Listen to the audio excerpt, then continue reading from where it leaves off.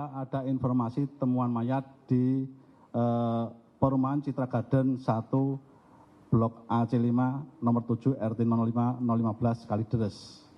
Maka kami melapor ke pimpinan dan atas perintah pimpinan kami tim Puslapor berangkat ke TKP pada hari itu juga, hari Kamis tanggal 10 November 2022. Dan kami mencoba melakukan pengamatan umum di TKP dulu. Dari TKP, tim melakukan pemeriksaan secara detail mulai dari akses masuk. Lalu masuk lagi ke pintu-pintu, ke belakang sampai ke pintu belakang. Dari TKP ini kami mencoba mengetahui, jadi target kami yang pertama adalah mengetahui ada tidaknya kerusakan pada akses masuk rumah maupun akses dari belakang rumah. Kemudian mencari jejak-jejak material biologi atau DNA selain korban di sekitar TKP. Kenapa kita mencari selain korban? Kalau ada jejak DNA selain DNA korban, maka bisa diduga ada orang lain yang pernah masuk ke dalam TKP tersebut. Kemudian yang ketiga adalah memastikan identitas korban berdasarkan DNA. Nanti kita bandingkan dengan DNA yang masih hidup. Kemudian pemeriksaan kondisi umum mayat, dan yang terakhir adalah pemeriksaan terkait dengan toksikologi, baik pada tubuh korban maupun pada makanan atau minuman yang masih tertinggal di TKP. Setelah tim melakukan pemeriksaan secara detail di TKP, ternyata ditemukan fakta-fakta bahwa tidak ada kerusakan di TKP. Tidak ada kerusakan di TKP.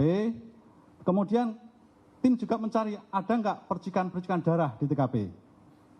Ternyata di TKP tidak ditemukan percikan-percikan darah. Kemudian tim juga mencari tahu di akses tersebut, baik di pintu masuk, di kamar mandi, pintu keluar, dapur dan semua, kita ambil DNA-nya dengan tip-tip. Kita angkat, kita periksa ke lapor, ternyata tidak kita temukan DNA selain daripada DNA keempat korban tadi. Kemudian kita bandingkan pula dari korban-korban tersebut, kita ambil tulang iga, kita ambil dari tim dokter ngambil tulang dari masing-masing korban, kita bawa ke laboratorium untuk kita periksa apakah DNA dari masing-masing korban itu sesuai dengan KTP yang tadi disampaikan oleh Pak Direktur. Nah, ini kita bandingkan dengan keluarga yang masih hidup. Kemudian keluarga yang masih hidup kemarin ada yang namanya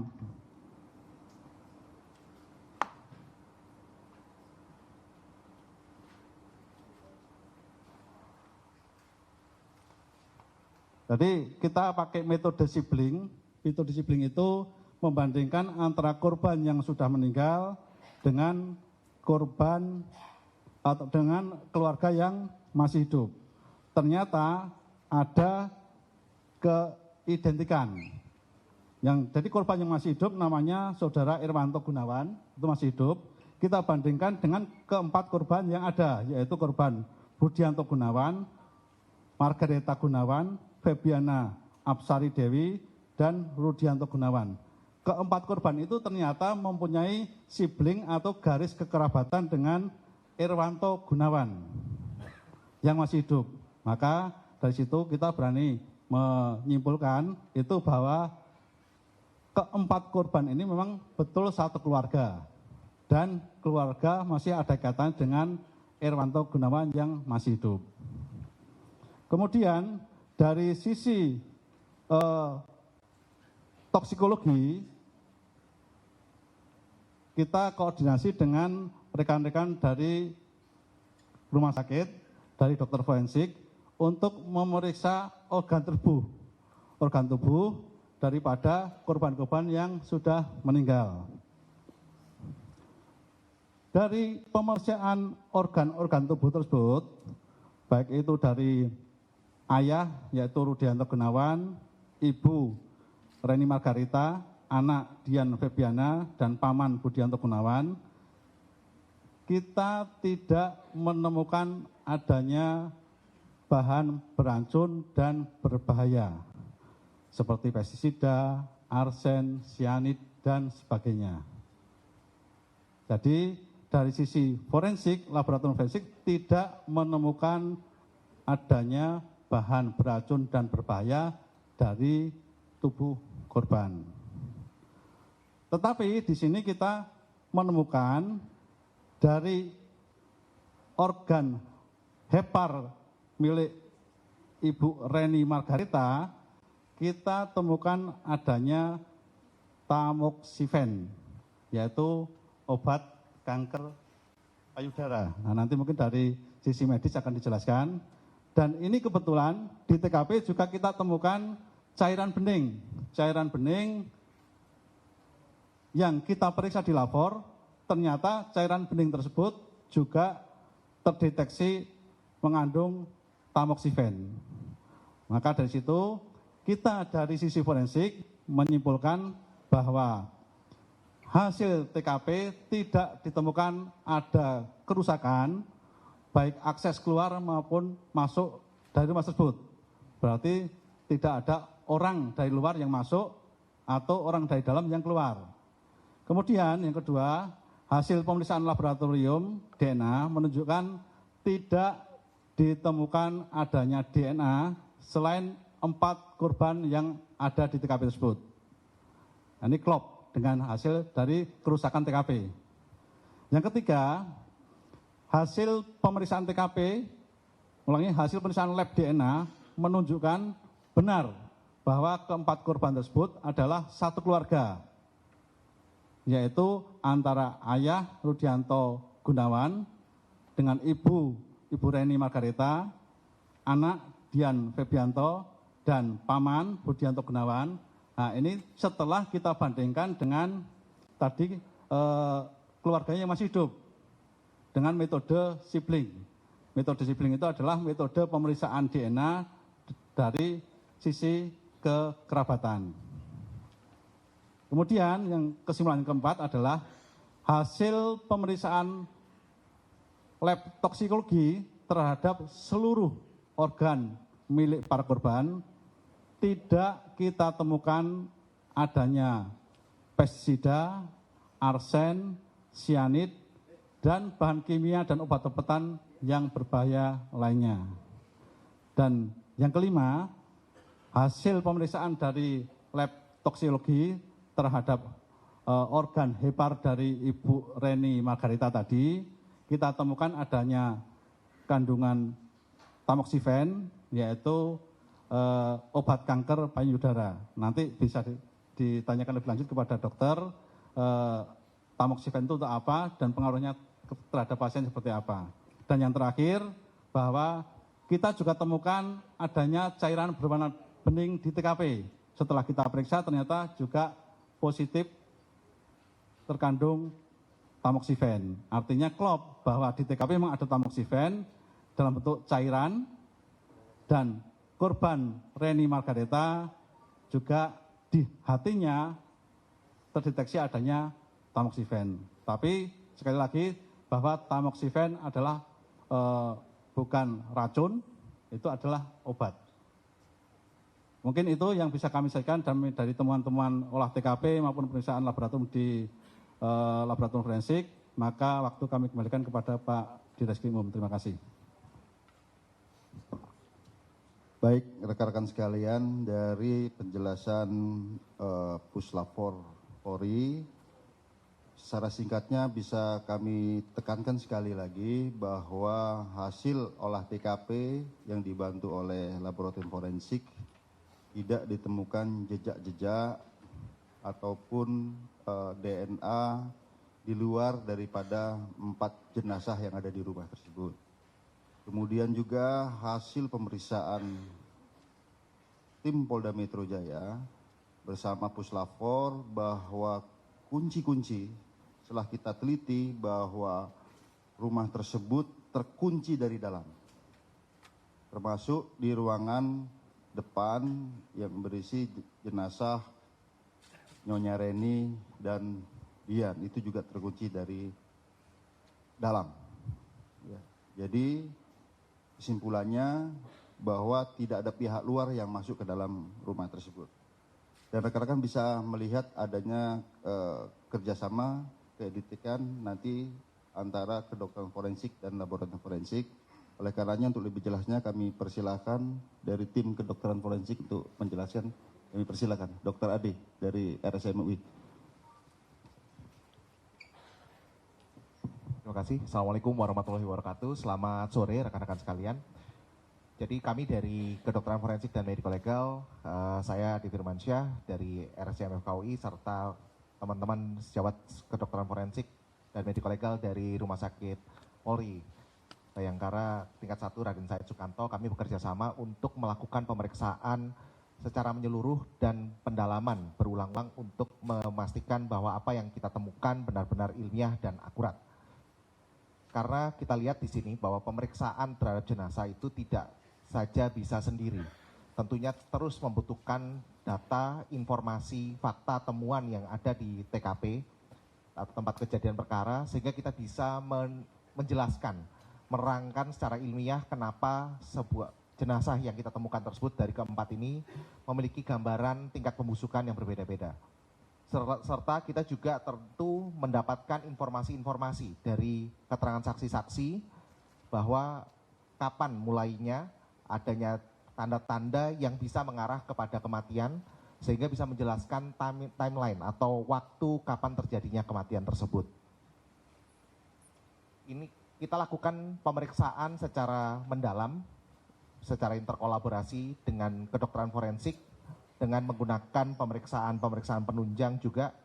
Tidak hanya kita lakukan pemeriksaan luar dan dalam, namun kita lakukan berikutnya kita dalami lagi dan kita juga gunakan pemeriksaan dengan forensic light source dengan cahaya, yaitu cahaya biru, cahaya merah, dan cahaya infrared. Karena pada kondisi jenazah yang sudah membusuk lanjut seperti ini, kita harus bisa menyaring dan mencari apakah ada petunjuk luka-luka, tanda-tanda kekerasan yang tidak tampak dari luar karena gambaran tubuh yang telah mengalami proses pembusukan tersebut. Ya, selanjutnya ini merupakan bentuk dari kerjasama antara tim kedokteran forensik Rumah Sakit Bayangkara tingkat 1 Pusdokes Polri dengan tim kedokteran forensik dari RSCM. Lebih dari 500 jam kita melakukan pemeriksaan kedokteran forensik ini. Ya, kita lakukan bersama-sama juga dengan tadi yang sudah disebutkan oleh Pak Wahyu. Kita lakukan dengan tim DNA, kita juga membutuhkan pemeriksaan dari toksikologi forensik, kemudian juga kita juga harus mengambil data juga dari psikologi forensik dan pemeriksaan penunjang lab mikroskopik yang disebut dengan histopatologi forensik. Seperti yang tadi Dr. Adi sudah sampaikan bahwa pemeriksaan kami itu dimulai dari pemeriksaan luar.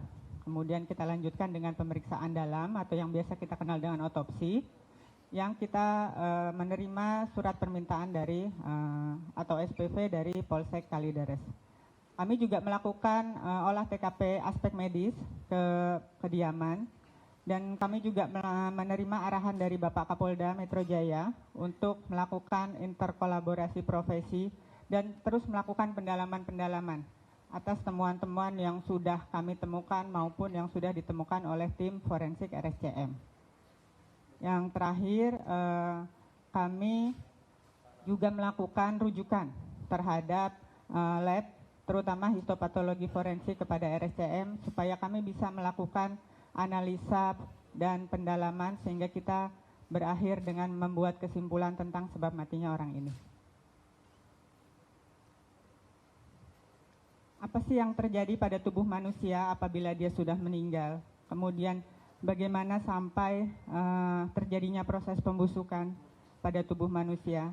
Jadi setelah meninggal, tubuh manusia itu akan terjadi perubahan warna atau discolorization ya pada tubuh-tubuh.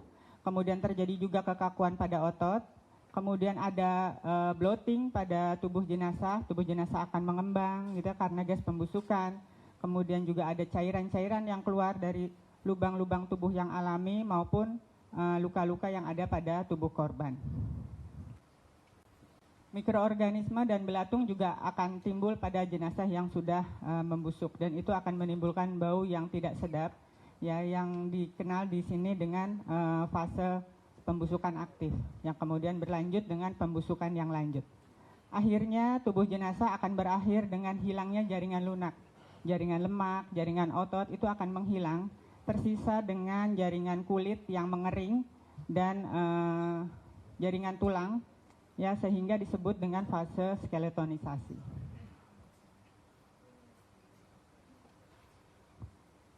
Hasil penyelidikan kami secara mendalam pada keempat jenazah ini kita lihat setelah kita lakukan pemeriksaan luar dan dalam, kemudian kita lakukan pemeriksaan penunjang tadi dengan forensic light source dan akhirnya pemeriksaan histopatologi forensik. Yang kami sangat bersyukur bahwa ternyata masih ada petunjuk terkait kelainan-kelainan pada organ yang akhirnya bisa mengarah kepada penyebab kematian. Di sini kita lihat pada Bapak Rudianto masih bisa kita temukan adanya gambaran perdarahan saluran cerna sekali dan juga adanya bukti-bukti yang diduga sebagai infeksi saluran cerna.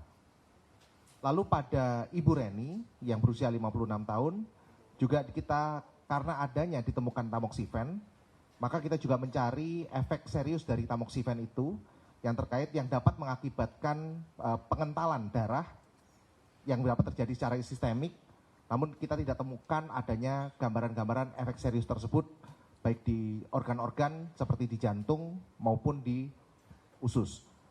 Namun juga kita lihat bahwa tamoxifen ini adalah sebuah petunjuk pengobatan yang digunakan baik itu untuk mengobati kanker payudara ataupun memberi efek untuk pencegahan sakit kanker payudara.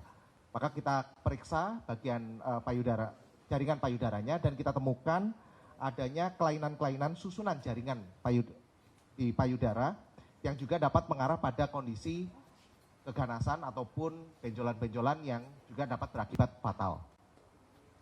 Pada Bapak Budianto dan Ibu Dian yang dengan memiliki tingkat pembusukan yang lebih dini, lebih awal dibanding Ibu Reni dan dengan Pak Rudianto, maka kami masih didapatkan adanya petunjuk yang sangat jelas sehingga pada Bapak Budianto tampak adanya gambaran serangan jantung baru maupun serangan jantung yang lama, serta jelas sekali adanya bukti adanya penyakit penebalan pembuluh nadi atau aterosklerosis bahkan pada di aorta hingga grade 3. Sedangkan pada Ibu Dian tampak sekali ada dari makroskopik yaitu pada saat otopsi dan pada saat kita lakukan pemeriksaan histopatologi forensik didapatkan bukti yang sangat jelas adanya radang paru yang menahun atau radang paru yang kronis. Di sini yang disebut sebagai pneumokoniosis serta juga adanya kavitas atau rongga di dalam paru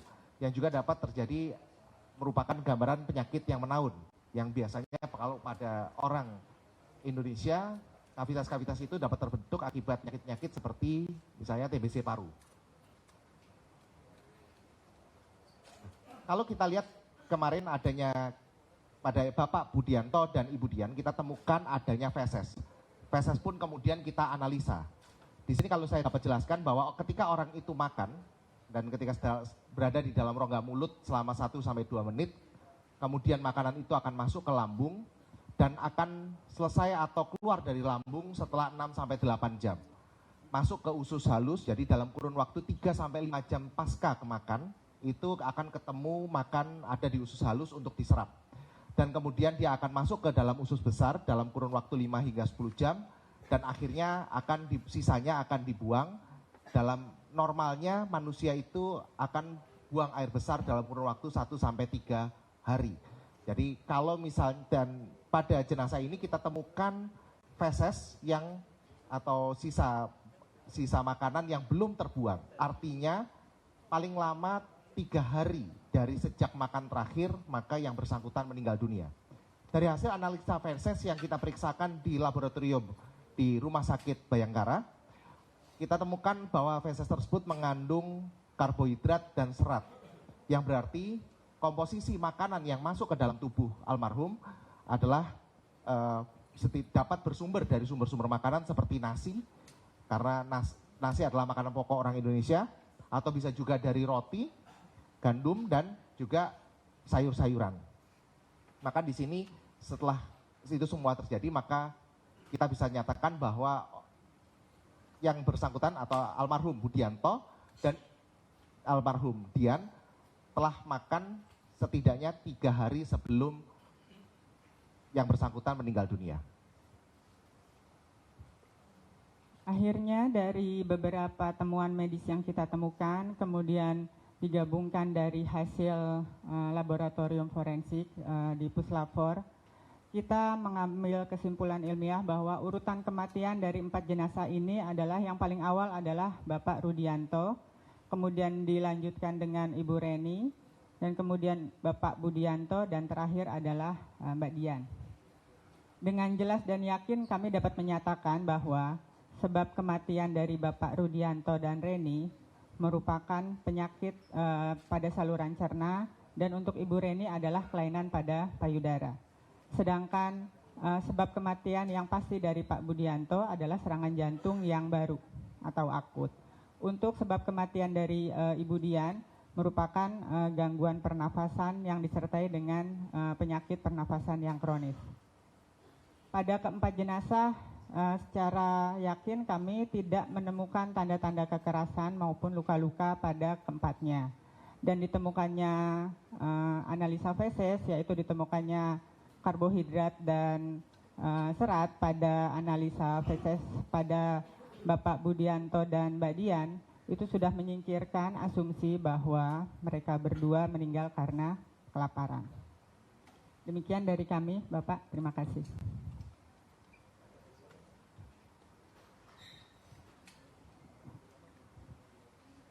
Terima kasih Dr. Ade, Dr. Asri dari tim kedokteran forensik. Rekan-rekan bisa melihat bahwa kesimpulan daripada sebab kematian yang sudah dijelaskan tadi dan tidak ada indikasi merupakan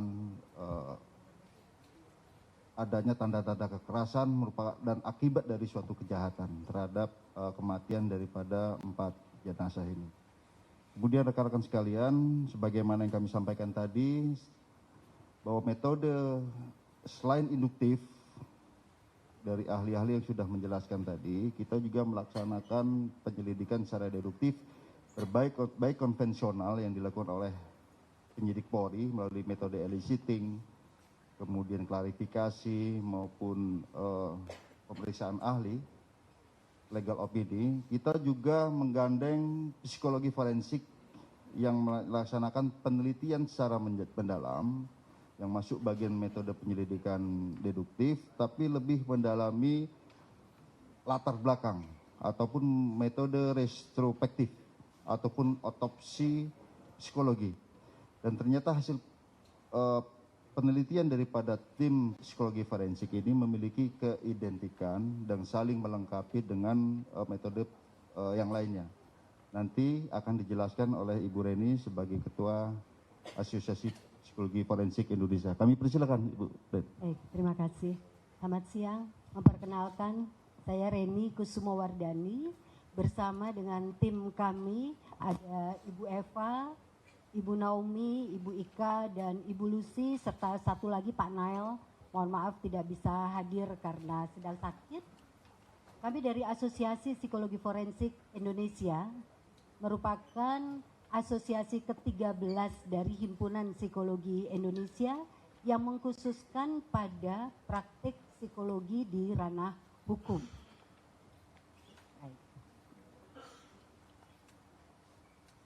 Yang kami lakukan di dalam pemeriksaan terhadap 4 jenazah yang ditemukan di Kalideres ini adalah otopsi psikologi. Nah, otopsi psikologi ini, mohon maaf ada satu slide yang terlewat ya. Otopsi psikologi ini dilakukan dalam rangka melihat penyebab atau menetapkan rating lethality dari ditemukannya mayat yang meninggal dunia atau orang yang meninggal dunia namun belum diketahui secara pasti penyebabnya. Perbedaannya dengan dokter forensik, kami melaksanakan proses otopsi psikologi, bukan yang ini ya. Ya, kami melaksanakan proses otopsi psikologi itu lebih kepada melihat latar belakang di samping rating lethality-nya atau kemungkinan terbesar dari penyebab kematiannya. Kami juga akan melihat latar belakang dari kematiannya itu dalam aspek perilaku atau psikologinya. Jadi kami dalam metode retrospektif itu menarik mundur, mencari keterangan dengan menarik mundur kehidupan dari 4 orang yang ditemukan telah meninggal dunia di Kalideres.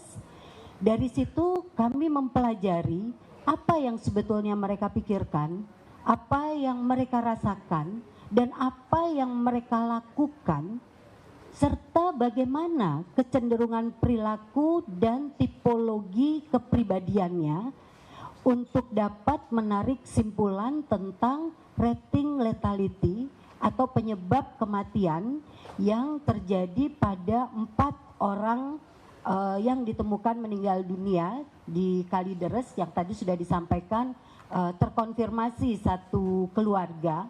Nah, di dalam proses itu yang kami lakukan adalah mengidentifikasi 15 area otopsi psikologi.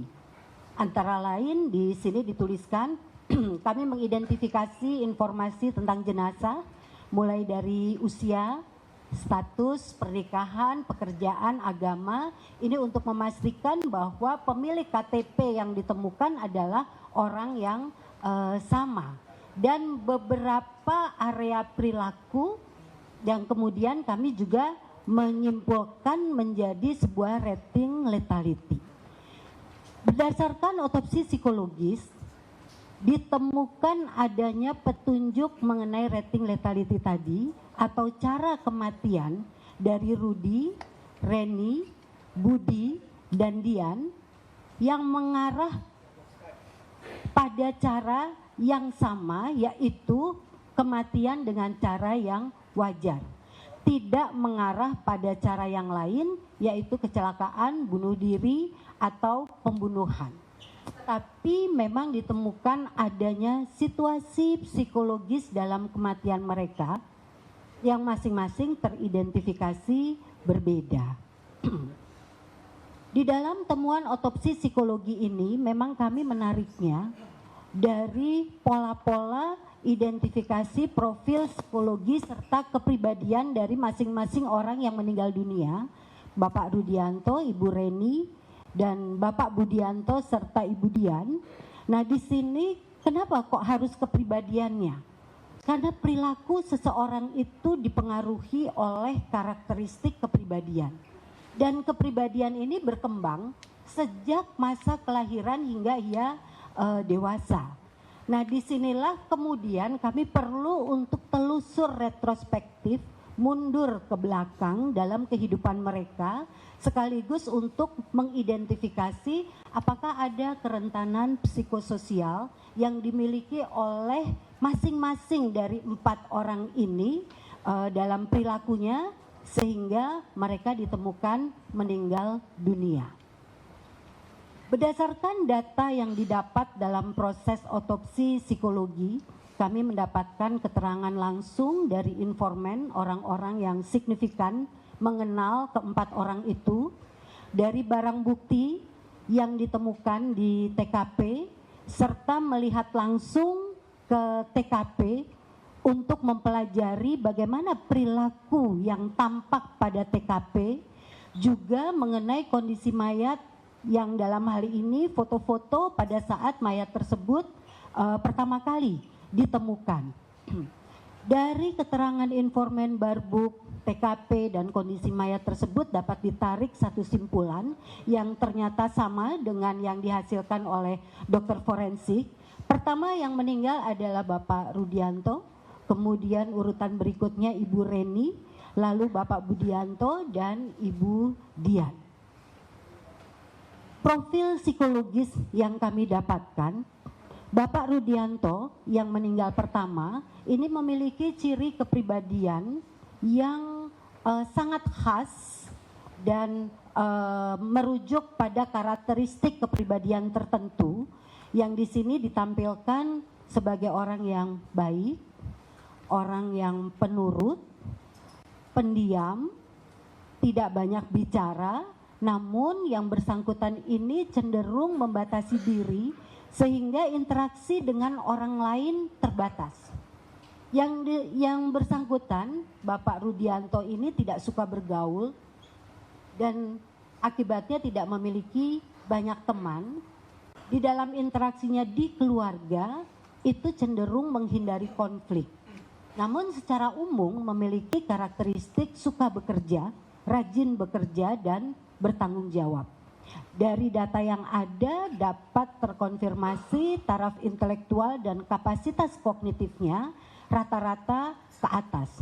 Beliau ini bersekolah di sekolah favorit ternama di Jakarta dan kemudian dapat mengikuti sebuah kursus dari lembaga yang juga ternama, kredibel. Ini menunjukkan bahwa yang bersangkutan memiliki IQ yang minimal rata-rata bahkan cenderung ke atas, relatif baik dan memadai. Bapak Rudianto ini dari data retrospektif tadi terdapat dugaan adanya masalah kesehatan. Jadi pada usianya yang sudah lanjut, kemudian minim aktivitas apalagi sejak pandemik, minat sosialnya rendah, dan di sini sesuai dengan hasil pemeriksaan dokter forensik tadi bahwa beliau meninggal lebih dulu. Namun profil kepribadiannya ini tampaknya turut berkontribusi terhadap seek role behavior-nya. Bagaimana dia mencari bantuan dengan karakter kepribadiannya itu dia cenderung tidak aktif mengupayakan sendiri, tetapi menyerahkan sepenuhnya ke orang lain yang dalam hal ini yang dipercaya adalah istri dan adiknya. Jadi di sini Rudi memang tidak berperan secara langsung mengambil keputusan di dalam keluarga, namun dia mengikuti saran dari keluarganya untuk menempuh satu proses pengobatan yang di sini tampak pengobatannya dilakukan bukan pengobatan medik. Artinya menggunakan pengobatan non-medik yang diyakini oleh mereka. Nah, analisis psikologis latar belakang kematiannya yang kita rating kemungkinan penyebab kematiannya, yang paling rendah adalah penyebab bunuh diri. Jadi bunuh diri ini dinyatakan terendah dalam simpulan kami karena dari perilaku Pak Rudianto masih ada upaya-upaya yang bersifat antisipasi, menjaga diri untuk tetap sehat. Misalnya ada upaya vaksin di tahun 2021 akhir, kemudian juga dari TKP tidak dijumpai benda berbahaya seperti tadi sudah disampaikan oleh Kombes Wahyu, ya. Jadi tidak ada benda-benda yang dekat, yang berbahaya, yang mudah untuk diakses. Dari riwayat kehidupannya tidak ada ide bunuh diri. Demikian juga dari riwayat keluarganya tidak memiliki riwayat keluarga yang bunuh diri, serta tidak didapatkan data yang cukup terkait adanya pencetus atau stresor yang mengarah ke perilaku bunuh diri. Sehingga bunuh diri menjadi rating terendah untuk penyebab kematiannya. Yang kemudian untuk kematian tidak wajar, campur tangan orang lain atau pembunuhan, ini tidak cukup data yang mengarah pada campur tangan orang lain atau homicide atau pembunuhan, karena di sini pola perilaku dan kepribadian dari Rudy itu tidak membahayakan bagi siapapun, baik orang luar. Tapi kalau orang luar melihat TKP ini terkunci, berarti peluang kemungkinannya adalah orang dalam, sementara dia bukan orang yang berbahaya dan masih diharapkan keberadaannya oleh keluarga karena bagaimanapun dia adalah pengayom, sebagai figur yang dianggap baik dan pengayom di dalam keluarga yang berempat itu. Lalu kemungkinan kecelakaan tidak cukup ditemukan indikator dan ternyata sama dari kedokteran forensik dan juga dari Puslap 4 tidak ada indikasi ke sana. Sehingga rating pertama penyebab kematiannya adalah kematian wajar. Ditemukan kuat indikator kematian wajar karena usia atau kemungkinan sakit, dugaan pandemik atau penyakit lain. Jadi ada kepasrahan secara psikologis terhadap keadaan yang terjadi, mencari bantuan, mengikuti apa yang dilakukan oleh keluarganya, tapi tampaknya tidak berhasil.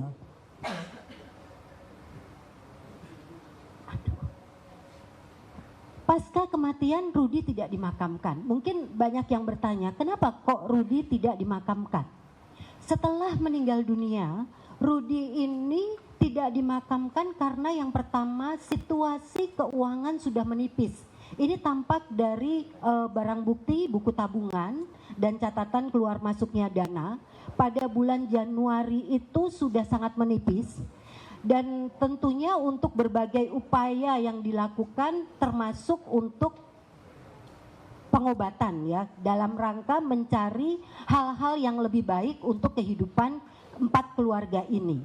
Jadi di sini situasi keuangan yang menipis, sementara ekspektasi dari istrinya yang memiliki satu kepribadian yang ingin tampil unggul, di sini menjadi tidak mampu untuk mewujudkan sebuah proses pemakaman yang sesuai dengan standarnya.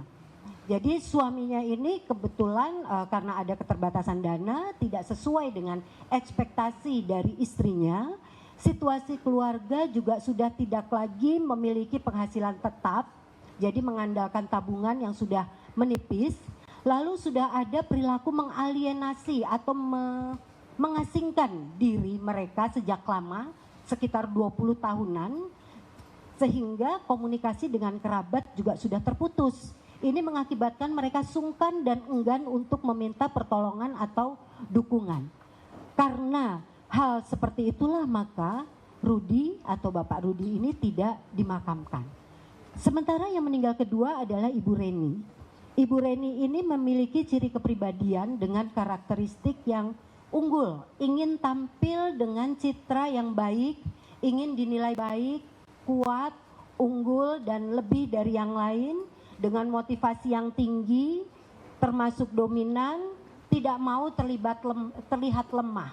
Nah, kondisi dalam profil psikologis inilah yang kemudian mempengaruhi bagaimana tadi suaminya tidak dimakamkan dan juga bagaimana perilakunya ini kemudian mendapatkan satu rating lethality. Kalau bunuh diri, orang-orang dengan tipologi kepribadian seperti Ibu Reni itu kecil sekali kemungkinan bunuh diri.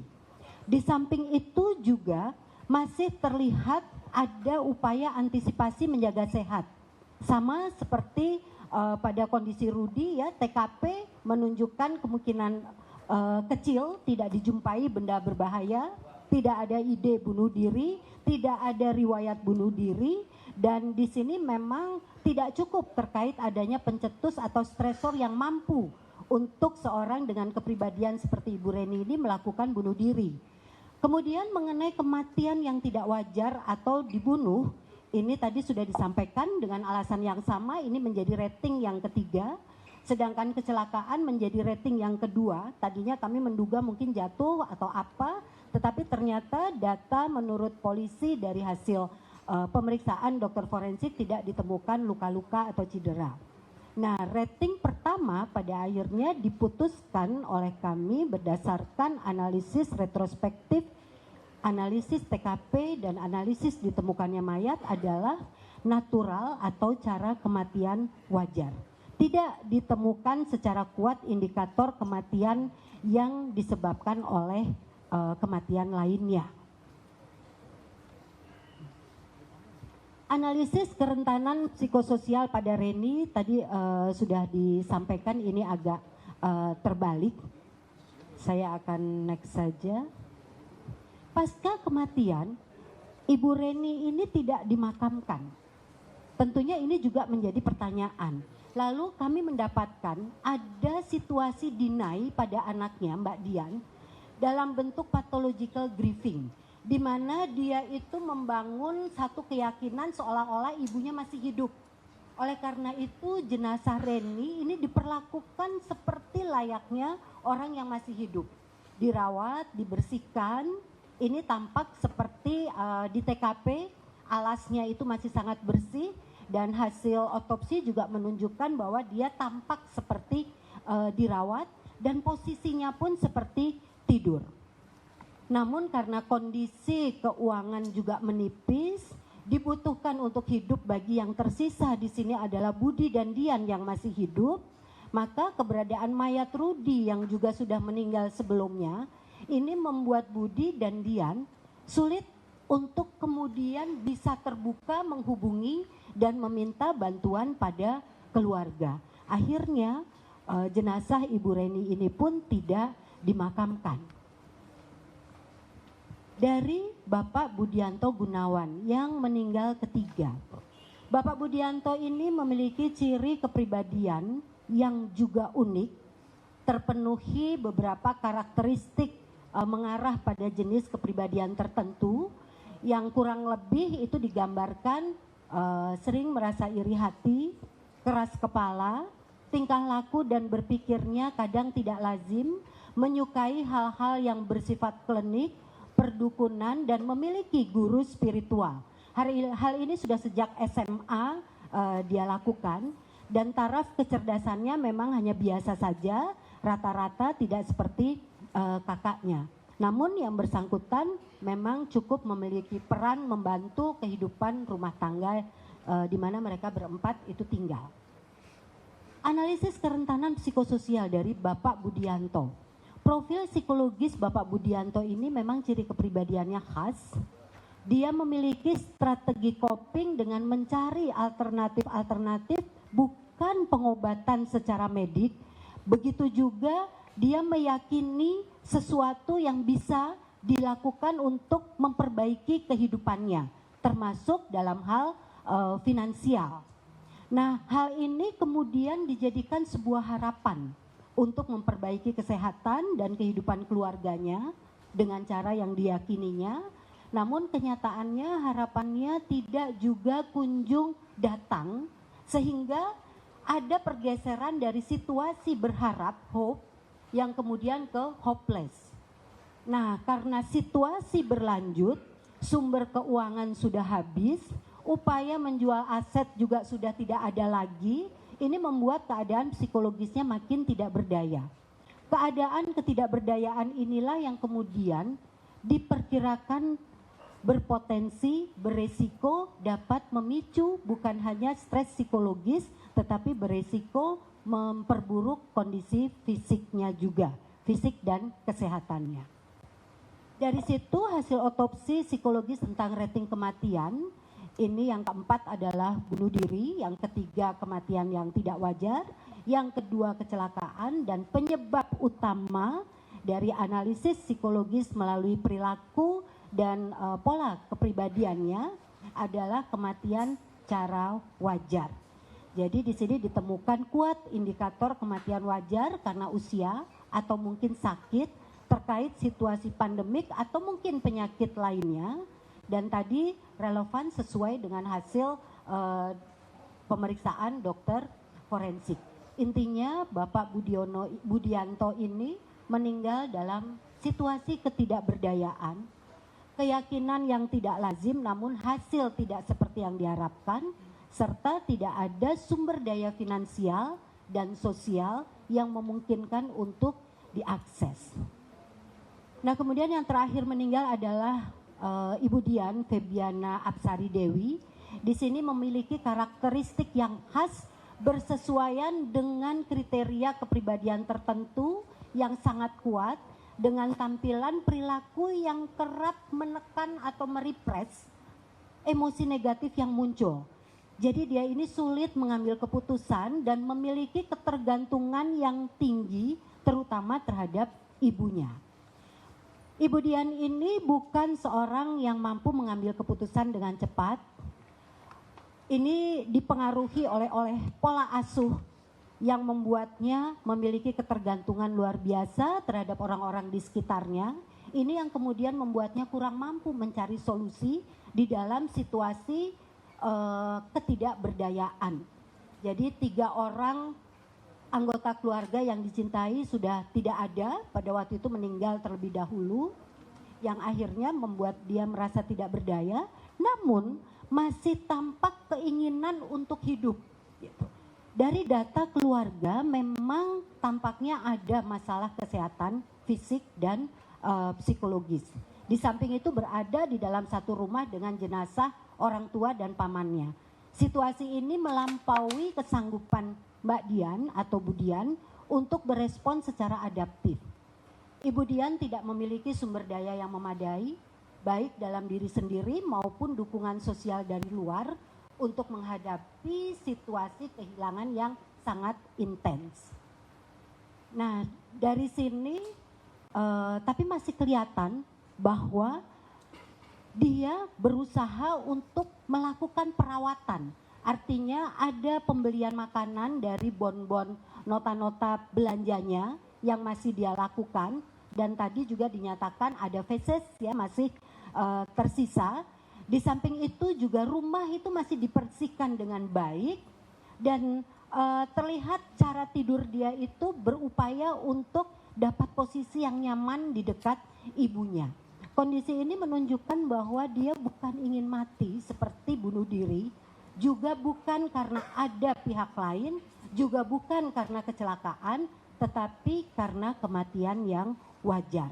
Sehingga keempat-empatnya memang rating letality-nya, cara kematian atau manner of death-nya, baik Bapak Rudi, Ibu Reni, Bapak Budi, dan Ibu Dian, mengarah pada cara yang natural. Tidak mengarah pada cara pembunuhan cara kematian yang lain. Berdasarkan otopsi psikologis yang kami lakukan, dapat ditepis dugaan dan spekulasi terkait perilaku dan paham apokaliptik, atau mungkin itu karena sekte, atau mungkin karena adanya voluntary stop drinking and eating. Jadi ini tadi terbalik. Terima kasih, itu yang dapat kami sampaikan dari Asosiasi Psikologi Forensik dalam melaksanakan otopsi psikologi. Terima kasih Ibu Reni. Tadi rekan-rekan sudah mendengar penjelasan secara komprehensif analisis dari psikologi forensik yang melakukan penelitian secara retrospektif, ya, penelusuran latar belakang secara mendalam, ya, ataupun otopsi psikologis, dan ternyata ini ada keidentikan, apabila diperhatikan ada keidentikan dengan hasil pemeriksaan baik dari lapor kedokteran forensik. Kemudian rekan-rekan sekalian, dari penjelasan Ibu Reni tadi, psikologi forensik, ada hal-hal yang kita temukan di TKP, sebagaimana kami pernah menjelaskan, adanya buku-buku lintas agama. Kemudian kita temukan adanya buli-buli ataupun kelentingan yang diduga merupakan bagian daripada ritual-ritual tertentu. Kemudian hasil pemeriksaan kami juga dari keluarga terdekat klarifikasi menyatakan bahwa pada suatu momen tertentu keluarga terdekat akan datang dilarang. Ya, ada yang paling dekat salah satu keluarganya itu ya atas nama Nyonya L akan datang tapi dilarang karena sedang ada ritual. Nah, kemudian juga kita ketemukan yang kami duga sebagai mantra-mantra, namun bertulisan aksara tertentu. Kami meminta pendapat ahli ataupun legal opini dari ahli agama Islam, agama Kristen dan lain sebagainya. Kemudian kami hasil pemeriksaan tersebut kami minta bantuan dari sosiologi agama untuk menganalisis untuk mengambil suatu kesimpulan. Dan ini mungkin ada keidentikan dengan hasil daripada psikologi forensik. Oleh karenanya kami persilakan Profesor Jamhari untuk menjelaskan dari sisi disiplin ilmu sosiologi. Kami persilakan. Terima kasih. Bismillahirrahmanirrahim. Assalamualaikum warahmatullahi wabarakatuh. Selamat sore dan salam sejahtera buat kita semua. Saya ingin menjelaskan dari sudut ilmu sosiologi tentang peristiwa yang terjadi saat ini di Kalideres tersebut. Jadi ada beberapa fakta yang sudah tadi disampaikan oleh Pak Direktur. Yang pertama adalah fakta bahwa